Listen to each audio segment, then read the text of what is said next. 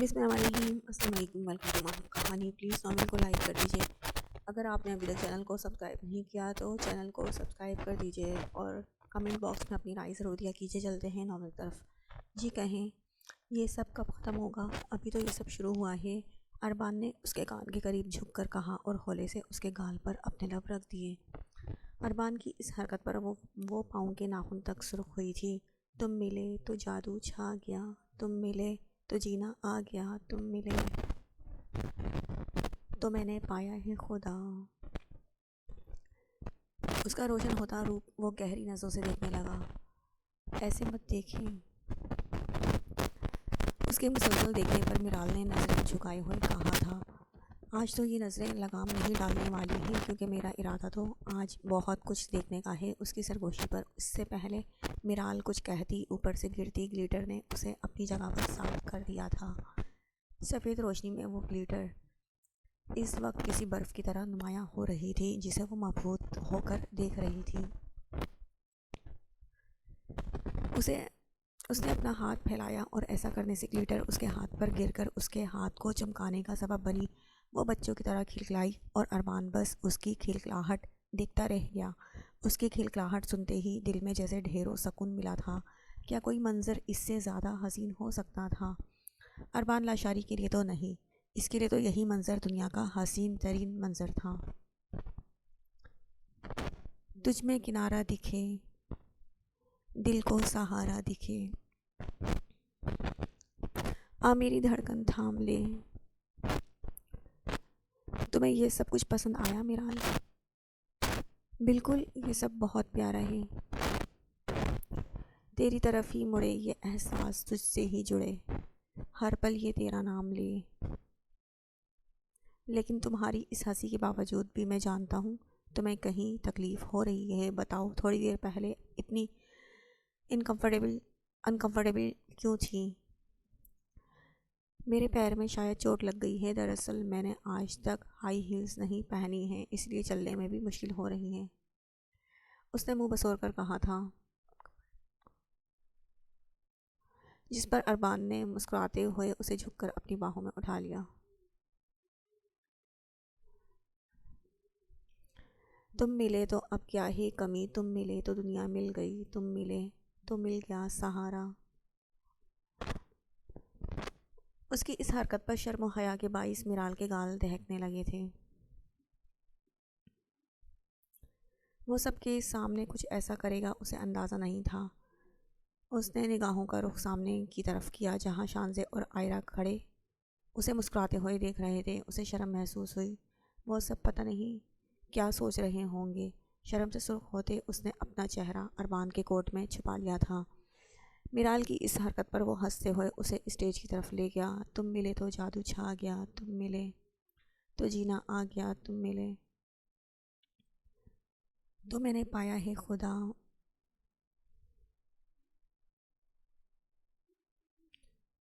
Stage پر پہنچ کر اس نے میرال کو وہاں رکھے اسٹائلش صوفوں پر بٹھایا اور اس کے پاؤں دیکھنے لگا، جہاں ہیل پہننے کی وجہ سے چھوٹے چھوٹے زخم ہو رہے تھے۔ میرال، کیا ضرورت تھی ہیلز پہننے کی؟ خفگی سے کہتے ہوئے وہ اٹھ کر وہاں سے چلا گیا۔ اس کے جانے پر میرال نے اداسی سے اپنا سر جھکا لیا۔ پہلا خیال یہی آیا کہ وہ اس کے ہیل پہننے کی وجہ سے ناراض ہو گیا تھا۔ سر جھکائے وہ اداس سی بیٹھی ہوئی تھی، جب تھوڑی دیر بعد اربان کی خوشبو اس کی ناک سے ٹکرائی اور اس سے پہلے وہ سر اٹھا کر دیکھتی، وہ اس کے قدموں میں بیٹھ کر اس کی پہنی ہوئی ہیلز اتارنے لگا۔ اربان، یہ کیا کر رہے ہیں؟ اٹھیں یہاں سے۔ اس نے اپنے پیر پیچھے کرنے چاہے، جنہیں اربان نے اپنے مضبوط ہاتھوں میں پکڑ لیا۔ دکھ نہیں رہا؟ تمہاری چوٹ پر مرہم رکھ رہا ہوں۔ ٹیوب کھول کر وہ اس کے زخموں پر لگانے لگا، جو اس نے ارجنٹلی تھوڑے فاصلے پر موجود میڈیکل اسٹور سے منگوائی تھی۔ اربان، اٹھیں یہاں سے، لوگ دیکھ رہے ہیں۔ اس کے کندھے پر ہاتھ رکھ کر وہ اسے اٹھانے لگی، لیکن اس کے نازک ہاتھوں کے زور سے کون سا اس نے اٹھ جانا تھا۔ اسے میرال کے قدموں میں بیٹھا دیکھ کر کچھ لوگ حسد سے تو کچھ رشک سے دیکھ رہے تھے، تو کچھ اسے بیوی کا غلام کہہ رہے تھے، لیکن اربان لاشاری کو ان باتوں سے کوئی فرق نہیں پڑنا تھا۔ عجیب مگر دلکش سا منظر تھا۔ وہ پہلا دولہا تھا جو بھری محفل میں اپنی دلہن کے قدموں میں بیٹھا اس کے زخموں پر مرہم رکھ رہا تھا۔ اربان، اس نے پھر پکارا اور اس بار وہ اٹھ کھڑا ہوا۔ کیونکہ اپنا کام وہ کر چکا تھا۔ یہ ہیلز مت پہننا، تمہارے لیے میں نے دوسری سینڈلز منگوائی ہیں، جب وہ آئیں تو وہ پہن لینا۔ ویسے تمہارا سائز کیا ہے؟ کس کا؟ اس نے گھبرا کر پوچھا اور اس کی بات پر اربان نے کیا کہا لگایا۔ میرال، اس وقت میں تم سے کس چیز کا سائز پوچھوں گا؟ اس کے کہنے پر وہ شرمندہ ہوتی نظریں جھکا گئی۔ اس کے جھکے سر کو دیکھتے ہوئے اربان نے جھک کر اس کے سر پر اپنے لب رکھے اور اٹھ کر وہاں سے چلا گیا۔ کیسا ہے میرا بچہ؟ کیسی لگ رہی ہوں آپ کو؟ اس کی بات پر شانزے دل کھول کر ہنسی تھی۔ بہت پیاری لگ رہی ہو۔ تمہیں پتہ ہے میرال، ہم سب تمہارے لیے بہت فکر مند تھے، خاص طور پر بابا سائیں۔ انہیں کہیں نہ کہیں یہ ڈر تھا کہ جو کچھ بھی ہوا ہے اس کے بعد اربان تمہارے ساتھ کوئی غلط رویہ نہ رکھے۔ دادا سائیں سے کہیں کہ میری فکر نہ کریں، بلکہ مجھے تو ان کا شکر گزار ہونا چاہیے، ان کی وجہ سے میری زندگی جیسے سنور گئی ہے۔ اماں سائیں، دادا سائیں کی وجہ سے ہی تو یہ احساس ہوا ہے کہ میں بھی کسی کے لیے خاص ہوں۔ آج جو کچھ میں نے دیکھا ہے اس کے بعد مجھے مزید تم سے کچھ پوچھنے کی ضرورت نہیں ہے، بس دعا ہے کہ تم اربان کے ساتھ ہمیشہ ایسے ہی خوش رہو۔ اس نے میرال کو اپنے ساتھ لگایا جس پر وہ مسکرائی تھی۔ نظر سامنے کی طرف گئی جہاں ازمیر اور منت بحث کر رہے تھے۔ آج دل نے یہ شکوہ نہیں کیا تھا کہ اسے ازمیر شاہ کیوں نہیں ملا، کیونکہ ازمیر منت کے لیے بہترین تھا اور اسے ہی ملنا تھا، لیکن اس کے لیے اربان لاشاری بہترین تھا، اسی لیے اسے اربان جیسے خوبصورت ہم سفر سے نوازا گیا تھا۔ کمرے میں داخل ہوتے ہی اس نے اپنے عالی شان کمرے کی طرف دیکھا۔ نکاح والے دن بھی وہ کمرہ سجا ہوا تھا، لیکن آج اس کی سجاوٹ اس دن سے مختلف تھی۔ سفید اور گلاب کے پھول ترتیب سے جگہ جگہ پر پھیلے ہوئے تھے۔ کینڈلز کی خوشبو نے پورے کمرے کو خوشبودار بنا دیا تھا۔ گہرا سانس لیتی وہ صوفے پر جا کر بیٹھ گئی۔ جب تھوڑی دیر بعد اربان کمرے میں داخل ہوا اور اسے دیکھتے ہی وہ جلدی سے اٹھی تھی۔ میرال کی اس حرکت پر وہ بے ساختہ ہنسا اور قدم بقدم چلتا اس کے قریب آیا تھا۔ میری بیوی میرا انتظار کر رہی تھی، کیا نہیں کرنا چاہیے تھا؟ اس نے معصومیت سے پوچھا تھا۔ بالکل بالکل کرنا چاہیے تھا۔ اس نے کوٹ میں رکھا چھوٹا سا باکس نکالا اور اس میں سے سلور کلر کا نازک سا بریسلیٹ نکال کر میرال کا ہاتھ تھام لیا۔ اس کی نازک کلائی میں وہ خوبصورت بریسلیٹ پہنا کر اربان نے اس کے بریسلیٹ پر اپنے لب رکھے تھے۔ کیسا ہے؟ میرال غور سے اس بریسلیٹ کو دیکھنے لگی جس میں ڈائمنڈ کے 2 موتی لگے ہوئے تھے۔ وہ بے حد خوبصورت تھا اور میرال کی نازک کلائی پر مزید خوبصورت لگ رہا تھا۔ بہت پیارا ہے۔ پیارا تو ہوگا، تمہارا تصور کر کے جو لیا تھا۔ اس کی کمر کے گرد بازو حائل کر کے اس نے میرال کو اپنے نزدیک کر لیا۔ تو پھر کیا خیال ہے؟ اس کی لو دیتی نظروں پر میرال اپنی نظریں جھکا گئی۔ آپ کو کچھ بتانا تھا؟ میں تو تمہیں سننے کے لیے بےتاب ہوں، پر تم کچھ کہتی کب ہو؟ اس کی گال کو اپنے ہاتھ کی پشت سے سہلاتے ہوئے اس نے مسکراتے ہوئے کہا تھا۔ میں کسی سے محبت کرتی تھی اربان، اور میں آپ کو سب کچھ بتانا چاہتی ہوں۔ میں نہیں چاہتی کہ بعد میں کبھی آپ کو اس چیز کا پتہ چلے تو ہمارے رشتے میں کوئی اختلاف پیدا ہو، اسی لیے آج ہی ساری باتیں کلیئر کر دینا چاہتی ہوں۔ اس نے اپنی بات کہنا شروع کی جب اربان نے اس کے ہلتے لبوں پر اپنی انگلی رکھ کر اسے خاموش کروا دیا تھا۔ کل کیا تھا کیا نہیں تھا مجھے نہیں جاننا۔ تم کسی سے محبت کرتی تھی، مجھے اس بات سے کوئی فرق نہیں پڑتا، کیونکہ وہ تمہارا ماضی تھا۔ اسے بھول کر اب اپنے حال اور مستقبل پر دھیان دو۔ میں چاہتا ہوں کہ تمہارے دل میں اب صرف میں رہوں، تمہاری سانسوں پر صرف میرا اختیار ہو، تمہارے وجود کے ایک ایک حصے پر صرف میرا جنونی لمس ہو۔ تمہارا ماضی کیا تھا مجھے فرق نہیں پڑتا، پر حال اور مستقبل میں تم صرف میرے ساتھ وفادار رہنا۔ میرے علاوہ اور کسی مرد کا نام تمہاری زبان پر نہیں آنا چاہیے۔ بابا سائیں کبھی نہیں؟ اس نے معصومیت سے پوچھا تھا۔ نہیں، ویسے بھی انہیں تم بابا سائیں بلاتی ہو، لیکن ارتضیٰ کو تو میں نام سے بلاتی ہوں۔ اچھا ٹھیک ہے، اسے نام کے ساتھ ہی پکار لینا۔ اور بس میرال، مزید اس ٹاپک کو مت چھیڑو، جو میں کہنا چاہتا تھا وہ تم بہت اچھے سے سمجھ گئی ہو۔ اس کے جھنجھلا کر کہنے پر وہ شرارت سے ہنسی تھی۔ جی میں بہت اچھے سے سمجھ گئی کہ مجھے صرف آپ کو نام سے بلانا ہے، تو بلاؤ نا مجھے نام سے، میں نے کبھی تمہارے ان خوبصورت لبوں سے اپنا نام نہیں سنا۔ اس نے نظریں میرال کے لبوں پر ٹکا کر کہا، ایسے مت کہیں، میں آپ کا نام لیتی تھی بالکل بھائی کے ساتھ، تم مجھے مخاطب کرتی تھی، اور تمہیں اندازہ نہیں ہے تمہاری زبان سے اپنے لیے بھائی کا لفظ سن کر میں ضبط کے کن مرحلوں پر ہوتا تھا، لیکن تب آپ میرے بھائی جیسے تھے، اسی لیے میں بھائی ہی بلاتی نا۔ اب تو نہیں ہوں نا، اب میرا نام لے لو۔ اس کا چہرہ اپنے بے انتہا قریب کیے اربان نے بے تابی سے کہا۔ اربان، اس نے دھیمے سے کہا، اور اربان لاشاری کو اس وقت اپنا نام دنیا کا سب سے خوبصورت نام لگا تھا۔ پھر سے کہو۔ اربان، بس تم کہتی رہو اور میں سنتا رہوں۔ اربان، میری ایک بات مانیں گے؟ حکم کرو جانے اربان، میرے ساتھ شکرانہ ادا کریں گے؟ بالکل، اس پل کا تو میں نے کب سے انتظار کیا ہے۔ دلکش مسکراہٹ اس کے چہرے پر رقص کرنے لگی تھی۔ وہ دونوں اس وقت اسی لباس میں ملبوس تھے، بس فرق یہ تھا کہ اربان کے پاس اس کا کوٹ نہیں تھا اور میرال اپنی جیولری اور میک اپ صاف کر چکی تھی۔ دعا مانگ کر اس نے اپنے چہرے پر ہاتھ پھیرے اور اپنے سے تھوڑے فاصلے پر بیٹھی میرال کو دیکھا، جو اپنے دونوں ہاتھ اٹھائے دعا مانگ رہی تھی۔ گلابی لب ہولے ہولے ہل کر اربان کو اپنی طرف متوجہ کر رہے تھے۔ میرال کے دعا مانگتے ہی وہ اپنی جگہ سے اٹھا اور اپنا ہاتھ اس کی جانب بڑھا کر اسے بھی اپنے ساتھ کھڑا کر لیا۔ اب مجھے اجازت ہے؟ نظریں اٹھا کر اس نے اربان کو دیکھا۔ وہ کیسے اس شخص کو اجازت نہیں دیتی جو 3 سالوں سے اس کے لیے تڑپ رہا تھا۔ اجازت ہے۔ اس کے سینے پر سر رکھ کر میرال نے دھیمی آواز میں کہا۔ میرال، مجھ سے کسی نرمی کی امید نہ رکھو تمہارے معاملے میں کس قدر جنونی ہوں اس کا اندازہ مجھے بھی نہیں ہے۔ سہ لوگی تم میرا جنون؟ اس کے سینے سے اپنا سر اٹھا کر وہ اس کی اٹھتی گرتی پلکوں کا رقص دیکھنے لگا تھا۔ اپنے اس نازک وجود پر میری شدتیں جھیل لوگی؟ اس کی بات کے جواب میں بنا کچھ کہے وہ واپس اس کے سینے سے لگ گئی اور اس کا اقرار پاتے ہی اربان نے اسے جھٹکے سے دیوار سے لگایا اور شدت سے اس کے لبوں پر جھک گیا۔ اس کا شدت بھرا انداز میرال کو کپ کپانے پر مجبور کر چکا تھا۔ وہ تو اسے اچھا خاصا نرم مزاج انسان سمجھتی تھی، اسے کیا معلوم تھا اندر سے وہ اس طرح جنونی ہوگا۔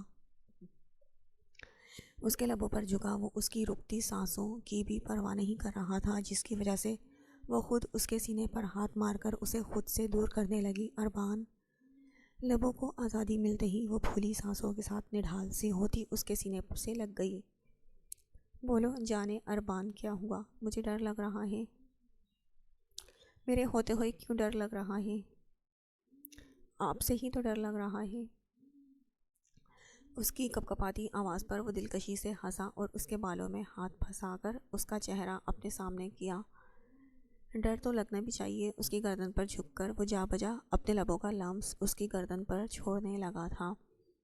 اس کا شدت سے بھرا لمس اپنی گردن پر محسوس کر کے وہ نازک لڑکی کانپ اٹھی۔ اس کی گردن سے چہرہ نکال کر اربان نے لائٹس آف کی۔ اندھیرے کے باوجود بھی میرال شرم سے نظریں جھکا گئی۔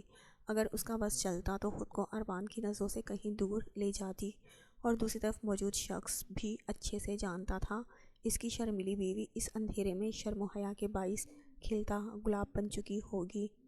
میرال کو اپنی جانب کھینچ کر اس نے اسے اپنی باہوں میں اٹھایا اور اس کا نازک وجود بیڈ پر لٹا کر اس کے اوپر جھک گیا۔ اس کی شہرک پر اپنے لب رکھ کر وہ اس کے کندھے پر اپنا لمس چھوڑنے لگا۔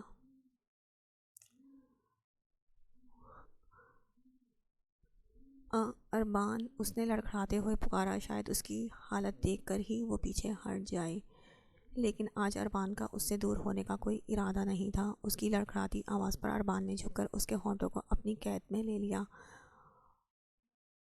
اور اپنا بناتا چلا گیا۔ اس کی واپسی رات تک ہوئی تھی۔ تیز تیز قدم اٹھاتا وہ اپنے کمرے میں گیا اور کمرہ دیکھتے ہی ماتھے پر بل نمودار ہوئے تھے۔ پھیلا کمرہ دیکھ کر نہیں بلکہ حرم کی غیر موجودگی دیکھ کر اس نے زمین پر گری تصویریں اٹھا کر سائڈ پر رکھی۔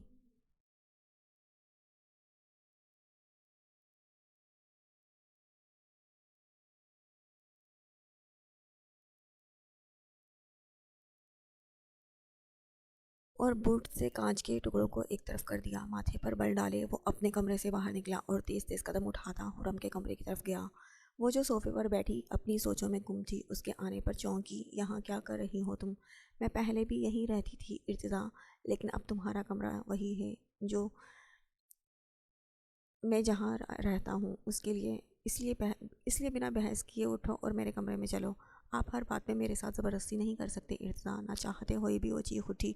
اسے چیختے دیکھ کر ارتضیٰ اس کے قریب آیا اور بازو سے کھینچ کر اپنے قریب کر لیا۔ میں کر سکتا ہوں حور، میں کر سکتا ہوں، ہر معاملے میں تمہارے ساتھ زبردستی کر سکتا ہوں۔ اس گھر میں تم میرے ساتھ اکیلی ہو، کوئی بچا سکتا ہے تمہیں یہاں مجھ سے؟ اس کی بات سنتے ہی خوف سے حرم اس سے دور ہونے لگی۔ یہ بات اب تک اس کے ذہن میں ہی نہیں آئی تھی کہ یہاں وہ ارتضیٰ کے ساتھ اکیلی تھی۔ وہ اس کے ساتھ کچھ بھی کر سکتا تھا اور وہ نازک جان اسے روک بھی نہیں سکتی تھی۔ چھوڑیں مجھے حور، اب یہ چھوڑنے والی ضد ختم کر دو۔ میں تمہیں ایک ہفتہ دے رہا ہوں، اس ایک ہفتے میں خود کو ہر چیز کے لیے مینٹلی پریپیئر کر لو، کیونکہ پھر اس کے بعد تمہاری مرضی ہو یا نہ ہو میں اپنی مرضی کرنے سے پیچھے نہیں ہٹوں گا۔ اس کے بال کان کے پیچھے کر کے ارتضیٰ نے سرد لہجے میں کہا اور اسے کھینچتے ہوئے اپنے کمرے کی طرف لے جانے لگا۔ ارتضیٰ میرا ہاتھ چھوڑیں۔ بے بسی سے آنکھوں میں آنسو نکل آئے۔ کاش اس وقت وہ حویلی میں ہوتی جہاں مدد کے لیے وہ کسی کو پکارتی تو فوراً کوئی نہ کوئی اس کی مدد کے لیے آ جاتا، لیکن یہاں کوئی نہیں تھا، اس لیے اپنی مدد اسے خود ہی کرنی تھی۔ اپنے کمرے میں لا کر ارتضیٰ نے اس کا ہاتھ چھوڑا۔ آخر آپ چاہتے کیا ہیں مجھ سے؟ یہ میری زندگی ہے اور میرا اپنی زندگی پر پورا حق ہے۔ اگر آپ کو لگتا ہے نا کہ میں کچھ نہیں کر سکتی تو یہ آپ کی غلط فہمی ہے۔ میں کورٹ جاؤں گی، آپ پر کیس کروں گی۔ تم مجھ پر کیس کرو گی حور؟ وہ طنزیہ انداز میں ہنسا، لیکن حرم کی اگلی بات پر اس کی ہنسی سمٹی۔ بل نمودار ہوئے۔ ہاں میں کیس کروں گی، آپ پر نہیں رہنا مجھے آپ کے ساتھ، اور نہ ہی میں رہوں گی۔ حرم کے الفاظ سنتے ہی اس نے غصے سے اس کے بالوں کو اپنی مٹھی میں دبوچ کر اس کا چہرہ اپنے قریب کیا اور اس کے لبوں کو اپنی سخت گرفت میں قید کر لیا۔ ارتضیٰ کی اس حرکت پر وہ مچلی۔ اپنے دونوں ہاتھ اس کے سینے پر رکھ کر حرم نے اسے خود سے دور کرنا چاہا، لیکن اس کے دونوں ہاتھ اپنی گرفت میں لے کر وہ مزید شدت سے اس کی سانسیں خود میں اتارنے لگا۔ وہ سالوں کا پیاسا تھا، آج جب اس کا عشق، اس کا جنون اس کا محرم بن کر اس کے سامنے کھڑا تھا تو وہ کیسے نہ اپنی پیاس بجھاتا۔ اس کی رکتی سانسوں کی پرواہ کیے بغیر وہ اس کے لبوں پر جھکا ہوا تھا اور اس کی اس حرکت پر حرم نڈھال سی ہو چکی تھی۔ اب تو مزید مزاحمت کرنے کی بھی ہمت نہیں بچی تھی۔ اگر وہ اس وقت کھڑی تھی تو صرف ارتضیٰ کے سہارے پر ممکن تھا۔ ارتضیٰ اسے چھوڑتا تو وہ زمین بوس ہو جاتی۔ اسے اپنا سانس بند ہوتا محسوس ہو رہا تھا، لیکن وہ جنونی شخص بنا اس کی پرواہ کیے اپنے کام میں مصروف تھا۔ اپنی بند ہوتی آنکھوں کے ساتھ حرم نے ایک آخری کوشش کی اور بالآخر ارتضیٰ افندی کو اس کی حالت پر رحم آ ہی گیا۔ تبھی اس کے لبوں کو آزاد کر کے اسے اپنے سینے سے لگا لیا۔ وہ گہرے گہرے سانس لے رہی تھی اور اسے اس طرح دیکھ کر ارتضیٰ کو اپنی حرکت کا احساس ہوا۔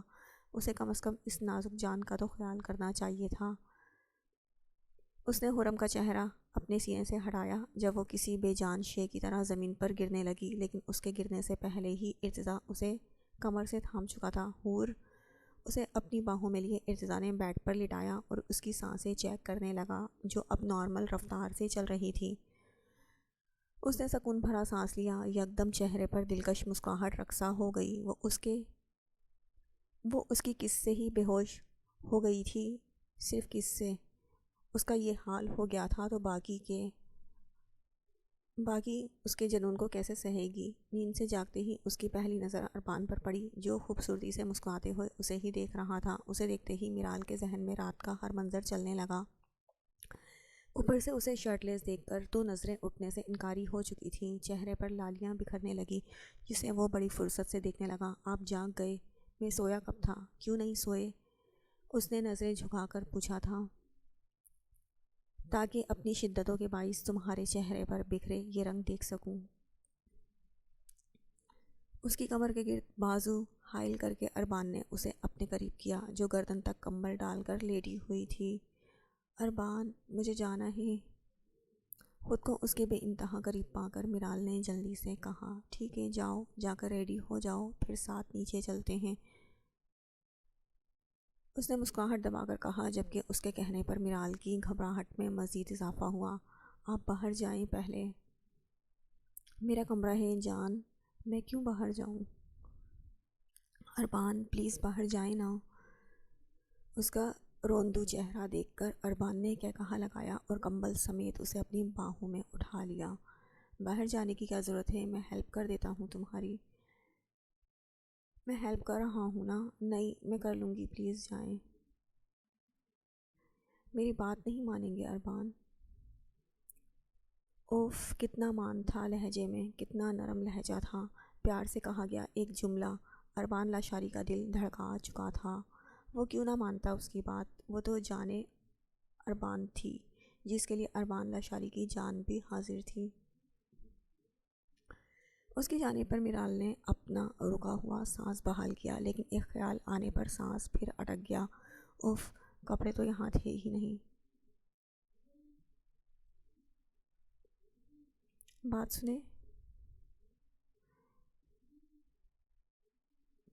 اس نے گاڑی سے اترتے دیکھ کر سالار نے کہا، جس پر وہ سوالیہ نظروں سے اس کی طرف دیکھنے لگی۔ میرال کا ولیمہ اٹینڈ کرنے کے بعد وہ دونوں واپس خان ولا میں جا چکے تھے، جس کے بعد اب پہلے کی طرح وہی روٹین ہونی تھی۔ سالار نے اسے یونیورسٹی چھوڑ کر خود اپنے یونیورسٹی چلے جانا تھا۔ کیا ہے ڈاکٹر صاحب، کہیں نظر آئیں تو ان سے دور ہی رہیے گا۔ اگر میں نے آپ کو ان کے ساتھ دیکھا تو میں بہت برا پیش آؤں گا۔ جنت اس کی بات کا بنا کوئی جواب دیے وہ گاڑی سے اتری، لیکن دروازہ زور سے بند کرنے پر سالار جان چکا تھا اس کی بات جنت کو غصہ دلا چکی ہے، لیکن جنت کے غصے سے آج تک فرق پڑا تھا جو اب پڑتا۔ بار بار نظریں گھڑی پر دوڑاتی وہ ڈرائیور کا انتظار کر رہی تھی۔ اسے پک اینڈ ڈراپ زیادہ تر سالار ہی کرتا تھا، لیکن آج اس نے گھر دیر سے آنا تھا، اسی لیے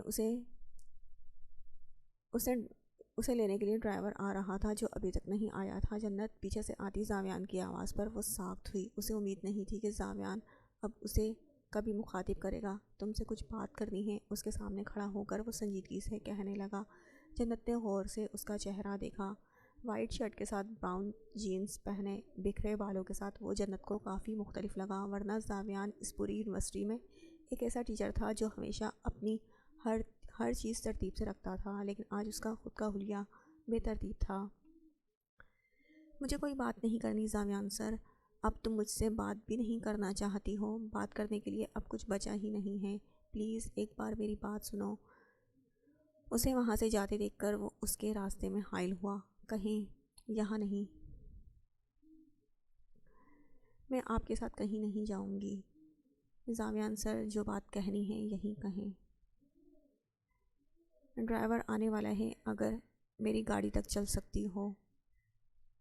سالار کو پتہ چلا کہ میں آپ سے ملی ہوں تو وہ بہت غصہ کرے گا۔ ڈرائیور کو میسج کر کے منع کر دو، کوئی بہانہ بنا دو، مجھے بس تم سے کچھ باتیں کرنی ہیں، اس کے بعد میں خود تمہیں تمہارے گھر چھوڑ دوں گا۔ زاویان کی بات پر چند لمحے سوچ کر اس نے اپنا سر ہلا دیا۔ اس کے اقرار کو دیکھتے زاویان اسے اپنے ساتھ لے کر اپنی گاڑی کی طرف لے آیا۔ یونی سے آتے ہی اس کی پہلی نظر لاؤنج میں بیٹھی کتاب پڑھتی نور پر گئی۔ آج اسے دیر سے آنا تھا، لیکن لاسٹ کلاس فری ہونے کے باعث وہ جلدی آ گیا۔ کیا حال ہے پھپھو سائیں؟ اس کی آواز پر کتاب پڑھتی نور چونکی تھی۔ تمہیں تو دیر سے نہیں آنا تھا؟ جی بالکل آنا تھا، لیکن پھر پتہ چلا میری ڈمپل گرل مجھے یاد کر رہی ہیں، تو میں اپنی کلاس چھوڑ کر سیدھا آپ کے پاس آ گیا۔ اس کے کہنے پر نور نے ہنستے ہوئے اس کے بازو پر ہلکا سا تھپڑ مارا۔ جاؤ، جا کر فریش ہو جاؤ۔ جنت کہاں ہے؟ وہ ابھی نہیں آئی۔ کیا مطلب ڈرائیور لینے نہیں گیا؟ نہیں، جنت کا میسج آیا تھا کہ وہ اپنی دوست کے ساتھ ہے، جب آنا ہوگا تو میسج کر کے بتا دے گی۔ کون سی دوست؟ اس نے سنجیدگی سے پوچھا۔ چہرے کی مسکراہٹ غائب ہوئی۔ نام تو نہیں پوچھا میں نے۔ لاپرواہی سے کہتے ہوئے وہ واپس کتاب کھول کر بیٹھ گئیں، جبکہ سالار کا ذہن تو بس اس کی باتوں میں الجھ گیا تھا۔ زاویان بھی وہیں پر تھا۔ ایسا کیسے ہو سکتا تھا کہ جنت کی موجودگی میں وہ اس سے بات کرنے کی کوشش نہ کرتا؟ ممکن تھا کہ جنت زاویان سے بات نہ کر رہی ہو، لیکن جب تک اس نے جنت کو اپنے سامنے نہیں دیکھ لینا تھا تب تک اسے سکون نہیں ملنا تھا۔ زاویان کے ہاسپٹل کا نام کیا ہے؟ اس کی بات پر نور چونکی تھی۔ سالار، زاویان تمہیں کہاں سے یاد آ گیا؟ یقین سے تو نہیں کہہ سکتا، پر میرا اندازہ ہے کہ جنت زاویان کے ساتھ ہی ہوں گی۔ پلیز مجھے نام بتائیں۔ سالار، جنت اب زاویان سے کیوں ملے گی؟ ہاں بالکل، وہ نہیں ملیں گی۔ پھر بھی پھپھو سائیں، آپ مجھے نام بتائیں تاکہ میں اپنی تسلی کر لوں۔ اس کا ضدی انداز دیکھ کر نور نے اسے ہاسپٹل کا نام بتا دیا، جسے سنتے ہی وہ اٹھ کر واپس گھر سے باہر چلا گیا، اور اسے جاتے دیکھ کر نور بس گہرا سانس لے کر رہ گئی۔ پتہ نہیں اب یہ لڑکا کیا کرنے والا تھا۔ کہاں ہیں آپ؟ سالار کے پوچھنے پر اس نے اپنے برابر بیٹھے زاویان کو دیکھا۔ میں دوست کے ساتھ ہوں۔ جہاں تک مجھے پتہ ہے جنت آپ کی ایک ہی دوست ہے، اور کل آپ نے ہی تو پھپھو سائیں سے کہا تھا وہ 2 دن کے لیے کراچی گئی ہیں۔ کیا میں نے کچھ غلط سنا تھا؟ سالار کی بات سن کر اس نے ضبط سے آنکھیں بند کر لیں۔ وہ شخص اس کی ہر بات کو اتنا دھیان سے کیوں سنتا تھا؟ سالار، میں تمہارے ہر سوال کا جواب دینے کی پابند نہیں ہوں۔ فی الحال میں کچھ کام کر رہی ہوں، مجھے تنگ مت کرو۔ اپنی بات کہہ کر اس نے کھٹک سے فون بند کر دیا۔ کہیں، کیا کہنا تھا آپ کو؟ میں جانتا ہوں تمہاری اس شادی میں رضامندی شامل نہیں ہے۔ رضامندی تو جب بھی شامل نہیں تھی جب آپ سے میری شادی ہو رہی تھی، لیکن میں نے تمہارے ساتھ کسی طرح کی زبردستی تو نہیں کی تھی۔ اگر تم اس وقت شادی سے انکار کر دیتی تو میں سمجھ جاتا کہ تم مجھ سے شادی نہیں کرنا چاہتی، لیکن تم نے ہاں کہا تھا۔ تم خوش تھی میرے ساتھ رشتہ جڑنے پر، لیکن سالار کے ساتھ جڑے اس رشتے پر تم خوش نہیں ہو۔ زاویان، آپ آخر چاہتے کیا ہیں؟ اس نے تنگ آ کر پوچھا تھا۔ میں تمہیں چاہتا ہوں جنت، اس کا جواب جنت کو خاموش کر گیا۔ تم جانتی ہو کہ میں تم سے محبت کرتا ہوں جنت، میں تمہارے ساتھ ہوں، ہم کورٹ جائیں گے۔ سالار نے زبردستی تمہارے ساتھ شادی کی ہے، اگر تم اس کے ساتھ نہیں رہنا چاہتی ہو تو کوئی تمہارے ساتھ زبردستی نہیں کر رہا، بس تم ہاں کہو، میں ہر قدم پر تمہارے ساتھ رہوں گا، تمہارا ساتھ دوں گا اس رشتے سے آزادی دلانے میں۔ اس کا ہاتھ اپنے ہاتھ میں لیے وہ اس کے چہرے کو دیکھ رہا تھا جہاں تفکر کی لکیریں بکھری پڑی تھیں۔ میرا ساتھ دیں گے؟ بالکل، میں تمہارے ساتھ، ہر قدم پر تمہارے ساتھ ہوں۔ اسے راضی ہوتے دیکھ کر زاویان نے جلدی سے کہا۔ جب اس کا موبائل بجنے لگا، جنت کا ہاتھ چھوڑ کر اس نے اپنا موبائل اٹھایا جہاں ہاسپٹل سے کال آ رہی تھی۔ گہرا سانس لے کر اس نے کال اٹینڈ کی۔ ڈاکٹر زاویان، ایمرجنسی ہے، آپ جلدی آ جائیں، باقی ڈاکٹرز مر گئے ہیں۔ وہ تیز دھاڑا جس پر ساتھ بیٹھی جنت نے سہم کر اسے دیکھا۔ ڈاکٹر، مجھے تو آ رہا ہوں۔ اس کی کوئی بات سنے بنا زاویان نے کال کاٹ دی۔ کیا ہوا؟ ہاسپٹل میں ایمرجنسی ہے، مجھے جانا ہوگا۔ اس کی بات سن کر جنت اپنا سر ہلاتی گاڑی سے اترنے لگی۔ جب ڈور لاک کر کے زاویان نے گاڑی اسٹارٹ کر دی۔ زاویان، یہ کیا حرکت ہے؟ گاڑی روکیں۔ میری بات ابھی پوری نہیں ہوئی ہے جنت، اور آج اپنی بات مکمل کیے بنا میں تمہیں آج جانے نہیں دوں گا۔ اس کی نم ہوتی آنکھوں کو نظر انداز کر کے اس نے گاڑی کی اسپیڈ بڑھا دی۔ ہاسپٹل کے سامنے گاڑی رکتے ہی وہ اتر کر اندر کی طرف چلا گیا۔ اس کے باہر نکلتے ہی جنت بھی باہر نکلی۔ اس کا ارادہ اب خود ہی گھر جانے کا تھا، لیکن وہاں کھڑی گاڑی دیکھ کر وہ چونکی۔ وہ سالار کی گاڑی تھی، اس کا نمبر پلیٹ وہ جانتی تھی۔ وہ بھلا یہاں کیا کرنے آیا ہوگا؟ تیز قدموں سے بھاگتی وہ اندر گئی جہاں زاویان کھڑا نرس سے کچھ پوچھ رہا تھا۔ یہاں تو کوئی ایمرجنسی نہیں ہے۔ کیا مطلب؟ میں ریش ڈرائیونگ کر کے یہاں پر آیا ہوں اور مجھے یہ سننے کو مل رہا ہے کہ یہاں کوئی ایمرجنسی نہیں ہے۔ مجھے فون کس نے کیا تھا؟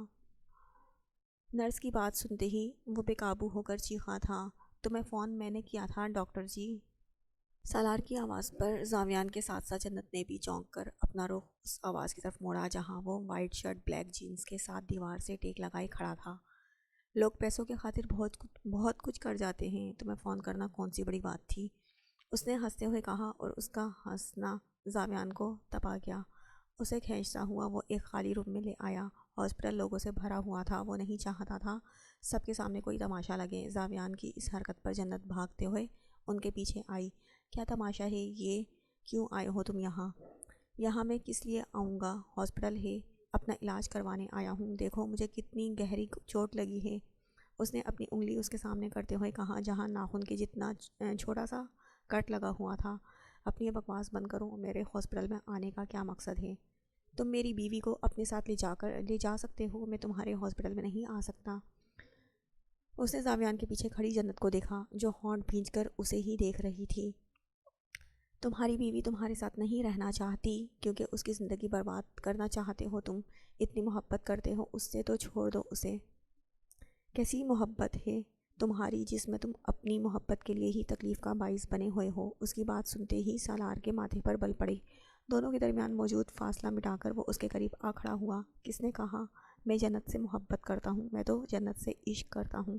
اگر میری محبت ہوتی تو چھوڑ بھی دیتا، لیکن عشق فنا تو ہو سکتا ہے پر قربانی نہیں دے سکتا۔ ان دونوں کا انداز دیکھ کر جنت ان کے درمیان میں آ کھڑی ہوئی، کیونکہ ان دونوں کا حال دیکھ کر تو ایسا لگ رہا تھا جیسے کچھ ہی دیر میں ایک دوسرے کو مارنا شروع کر دیں گے۔ سالار چلو یہاں سے، یہ ہاسپٹل ہے، یہاں تماشا مت لگاؤ۔ جنت کی سخت آواز پر اس نے زاویان سے نظریں ہٹا کر اسے دیکھا۔ جنت، میں کوئی تماشا لگانے تھوڑی آیا تھا، میں تو آپ کو لینے آیا تھا۔ تم مجھے یہاں ہاسپٹل میں لینے آئے تھے۔ اب ظاہر سی بات ہے مجھے کیا پتا کہ آپ زاویان کے ساتھ کہاں ہوں گی، اسی لیے یہ سب کرنا پڑا۔ آپ مجھے مل چکی ہیں، چلیں اب ہم چلتے ہیں۔ جنت تمہارے ساتھ نہیں جائے گی۔ اسے جنت کا ہاتھ پکڑتے دیکھ کر زاویان نے اس کا ہاتھ پکڑ کر اسے اپنی جانب کھینچ لیا، جس پر سالار نے سرخ ہوتی آنکھوں سے اسے دیکھا۔ تم روکو گے؟ وہ بھی میری بیوی کو لے جانے سے؟ اس نے ایک ایک لفظ پر زور دیتے ہوئے کہا۔ سالار تم جاؤ یہاں سے، میں خود گھر آ جاؤں گی۔ میں آپ کو اس شخص ساتھ اکیلا چھوڑ کر چلا جاؤں گا۔ سالار جیسا تمہیں لگ رہا ہے ویسا کچھ نہیں ہے، میں بس زاویان کے ساتھ ہاسپٹل کام کی وجہ سے آئی تھی۔ کام ہو گیا نا، اب چلیں۔ نہیں میرا کام نہیں ہوا اور تمہارا یہاں کوئی کام نہیں ہے، اس لیے اب بنا اپنا اور میرا وقت ضائع کیے یہاں سے چلے جاؤ۔ ایسا ہے تو ایسا ہی صحیح، ہم ساتھ چلیں گے۔ تب تک میں بھی کچھ ایسا کر لیتا ہوں جس سے میری یہاں موجودگی پر آپ کو کوئی اعتراض نہ ہو۔ اس نے سائڈ پر رکھی کانچ کی بڑی بڑی بوتلوں کو دیکھا جس میں نہ جانے کون سی دوائیں رکھی ہوئی تھیں۔ اس کی نظروں کا ارتکاز دیکھتے ہی جنت تیزی سے اس کے قریب جانے لگی، لیکن اس سے پہلے ہی ایک بڑی بوتل اٹھا کر وہ زور سے اپنے بازو پر مار چکا تھا۔ بوتل میں موجود دوائی کانچ کے ٹکڑوں کے ساتھ زمین پر گر گئی اور سالار کے بازو سے تیزی سے خون نکلنے لگا۔ بازو سے خون بہنے کے باعث اس کی سفید شرٹ خون سے رنگتی جا رہی تھی۔ پاگل انسان! چیختے ہوئے اس نے سالار کو بیڈ پر بٹھایا اور اس کی شرٹ کے بٹن کھول کر اس کی شرٹ اتار کر اس کے زخم کا معائنہ کرنے لگی۔